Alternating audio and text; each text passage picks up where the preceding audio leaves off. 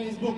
Преди малко явно в И някой в 12 без 5 се опитва да ни отнеме свободата и мечтаещи хора. Такива хора, които ще излизат... Колко пъти. Та, освен, че с машини се гласува много... Приятели, това беше Мария Спирова. Запомнете това име, намерете я в социалните...